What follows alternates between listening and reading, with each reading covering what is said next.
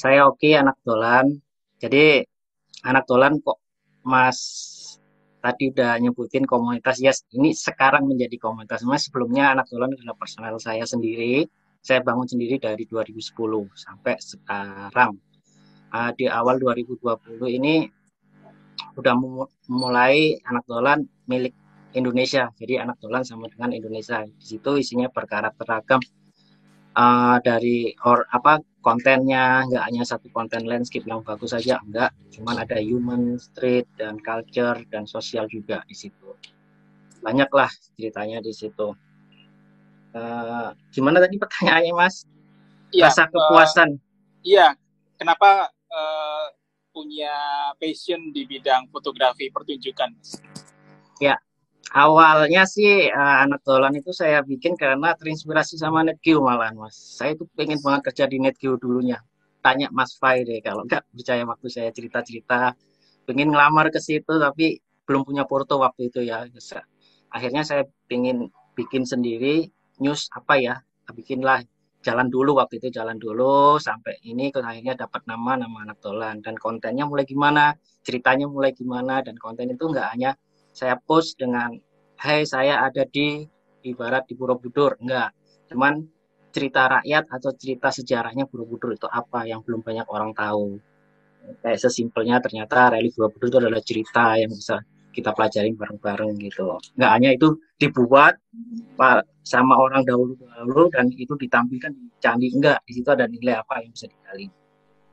Kepuasannya sih sangat puas ya Mas ya, karena kita memotret event seperti event budaya ya contohnya, itu nggak hanya kita hari itu aja motret, setelah itu kita dapat fotonya kita pulang dan foto itu mubazir, nggak kita apa-apain, cuma di post aja dan nggak ada bercerita. Kalau saya kepuasannya itu bisa sampai menginap 2 minggu bahkan sampai 1 bulan juga ya untuk mengikuti prosesi adat budaya, karena yang mungkin teman-teman tahu di sini prosesi budaya, event budaya itu pasti yang tunggu itu hari hanya, tapi di belakang prosesi itu wah keren banget itu, aktivitas yang bisa diikutin dan cerita yang menarik, kenapa kok harus begini, ada pakem, harus ada ini, itu bisa diikuti. Contoh saya mengikuti Rambu Solo di Toraja waktu itu, saya hampir menginap 2 minggu lebih di situ, di rumah yang orang-orang yang melakukan ritual Rambu Solo itu ya kebetulan orang kaya juga, karena katanya cerita orang yang bisa melakukan ritual Rambu Solo pemakaman itu adalah orang-orang yang terkaya, dan bukan untuk pengumpulan dananya pun dia melakukan dari udah berpuluh-puluh tahun, bahkan yang bisa memakamin buyutnya ini adalah cucunya. Nah, di situ ada persiapan masak-masak gede, makan, dan penyembelihan kerbau yang hampir 50 kerbau seperti itu. Jadi kayak mengikuti prosesnya itu udah kayak dapat nilai lebih gitu loh. Nggak nggak hanya di hari H aku motret dan dapat foto bagus, tapi waktu ditanya teman-teman untuk pertanggungjawaban karya itu maksudnya apa, kita tidak bisa menjawab. Jadi kita, oh ini bisa seperti ini karena ada begini. Nah seperti itu Mas. Banyak sih kepuasan-kepuasan untuk motret event budaya ya, karena itu kayak bonus fotografer yang jarang orang bisa motret ikut acara itu gitu. Itu Mas. Baik, Mas. Ya, terkait sama foto memotret pertunjukan, mungkin ada Hmm. kesan Mas memotret pertunjukan apa yang paling berkesan, seni pertunjukan maksudnya ya, yang selama ini Mas tekuni, kira-kira apa yang memberikan kesan? Kalau berkesan itu semuanya berkesan sih Mas. Semuanya sangat berkesan karena mendapatkan beda-beda cerita dan pengalaman ya di situ ya. Tapi yang saya sangat berkesan itu ya, yaitu yang kenapa saya tadi mengambil contoh Rambu Solo itu sangat berkesan sekali, Ya, karena saya itu waktu cukup lama saya mengikuti prosesi itu dan melihat langsung kerbau yang disembelih tanpa tanpa omong, tapi tiba-tiba ditebas begitu, itu sangat mengesankan karena ada culture-nya sendiri dan ada ceritanya sendiri gitu loh. Nggak ya, uh, di Indonesia itu tradisi mungkin berbeda-beda ya. Ada yang sangat halus memperlakukannya dan ada yang sangat ekstrim memperlakukannya. Itu yang menurut aku yang berkesan ya di Toraja itu, dan gimana kita bisa melihat mayat langsung diarak, dikeluarin dulu, dibersihin, habis itu dimakamin. Di bulan kemudian, di 6 bulan kemudian dia akan dikeluarkan terus diarak lagi. Wah, seperti itu mengesankan. Baik, Berdekatan langsung sama orang meninggal, tapi itu dianggap hidup. Nah, itu rasanya gimana? ya. Dan kita tinggal di rumah orang meninggal. Katanya itu masih hidup. Nah, gimana itu rasanya? Itu pengalaman yang menarik sebenarnya. Ya, ini kaitan sama keberuntungan juga ya Mas ya sebenarnya. Kita Iya, merencanakan dan luck faktor keberuntungan itu menarik juga. Nah, ya ini kalau kan kita silakan.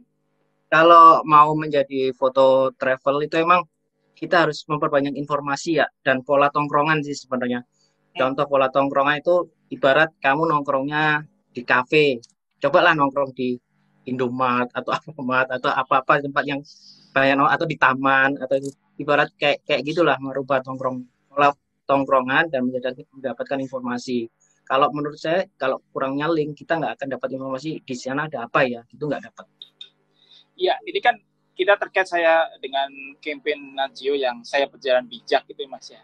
Nah, ini Mm-mm. sebagai seorang pejalan, mungkin Mas bisa memberikan kiat-kiat gitu ya untuk para pejalan lain uh, terkait dengan etika perjalanan gitu. Nah, Mas mungkin selama ini kayak tadi menghadiri upacara gitu, itu kan sangat-sangat dipengaruhi budaya setempat, sopan santunnya. Bagaimana seorang pejalan harus menempatkan dirinya uh, dalam suatu situasi yang sebenarnya ini situasi yang sakral gitu ya. Gimana Mas? Ada Mm. kiat-kiatnya mana Mas bisa? Ya, kalau kiat-kiat sih emang kita menjaga sopan santun itu paling utama ya, karena kita saling menghargai. Kebetulan saya juga orang Jawa, tata krama itu pasti kita ada ya, harus ada. Karena beda culture ya, kita di Jawa, sedangkan aku di Sulawesi. Itu kebudayaannya pun udah berbeda, tata kramanya pun udah berbeda. Uh, Ya, dengan cara yang baik adalah kita untuk bisa membaur dulu, tapi tidak langsung seolah-olah gue fotografer nih gue jangan itu malah membuat orang yang awam itu malah nggak suka sama pelakuan kita. Dulu pernah saya melakukan pemotretan ritual di Bromo sama teman di mana temanku ini mulai tengil ya kalau bahasa Indonesia tengil tengil kayak itu tidak mengikuti tata krama. Dia orang Jakarta juga, tiba-tiba dia di sana tuh kesambet mulai kesurupan lah mulai muntah mulai aneh ternyata ada yang iseng di situ setelah minta maaf.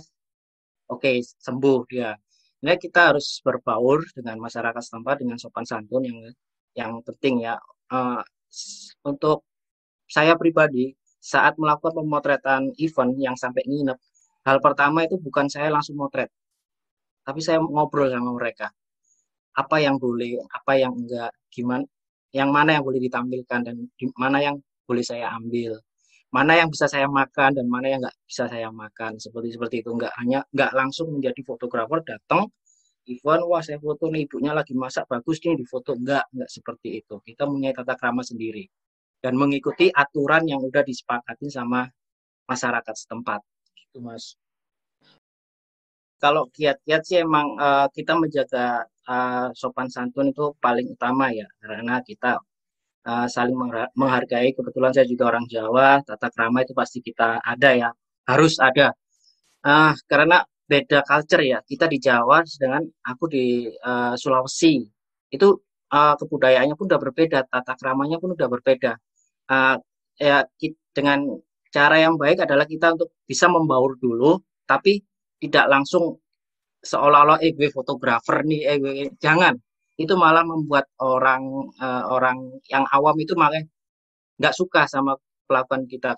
Dulu pernah saya melakukan pemotretan ritual di Bromo sama teman di mana temanku ini mulai tengil ya kalau bahasa Indonesia tengil tengil kayak itu tidak mengikuti tata krama. Dia orang Jakarta juga, tiba-tiba dia di sana tuh kesambet mulai kesurupan lah mulai muntah mulai aneh ternyata ada yang iseng di situ setelah minta maaf. Oke, sembuh dia. Nah, kita harus berbaur dengan masyarakat setempat dengan sopan santun yang penting ya. Eh, untuk saya pribadi saat melakukan pemotretan event yang sampai nginep, hal pertama itu bukan saya langsung motret, tapi saya ngobrol sama mereka. Apa yang boleh, apa yang enggak, gimana yang mana yang boleh ditampilkan dan mana yang boleh saya ambil, mana yang bisa saya makan dan mana yang nggak bisa saya makan, seperti seperti itu. Nggak langsung menjadi fotografer datang event, wah saya foto nih ibunya lagi masak bagus nih di foto, nggak seperti itu. Kita punya tata krama sendiri dan mengikuti aturan yang udah disepakati sama masyarakat setempat gitu Mas. Kenapa harus dilestarikan? Iya. Jawabannya simple Mas, harusnya karena itu yang kita punya Mas, itu yang negara kita punya. Kalau nggak dilestarikan negara lain, ya Mas tahu sendiri yang apa yang akan terjadi kan. Hmm. Kita negara dibilang maju masih berkembang ya, kita belum bisa membuat nuklir, rudal atau apapun ya, sistem aja, Hmm. sistem digital aja Hmm. kita belum mampu ke situ. Tapi yang kita punya, orang luar nggak punya adalah kebudayaan, kebudayaan tradisi ya. Sebenarnya Jati diri Mas ya, itu jati diri gitu ya ya Mas ya. karakter negara kita. Kalau nggak kita openi atau kita yang rawat, terus siapa lagi gitu loh. Dengan kekuatan yang saya miliki, kebetulan saya intens di pariwisata ya khususnya ya. Jadi untuk mengenalkan kembali sebisa saya dengan kekuatan yang saya punya, ya ini yang aku lakukan gitu. Ini cara saya merawat untuk budaya kita.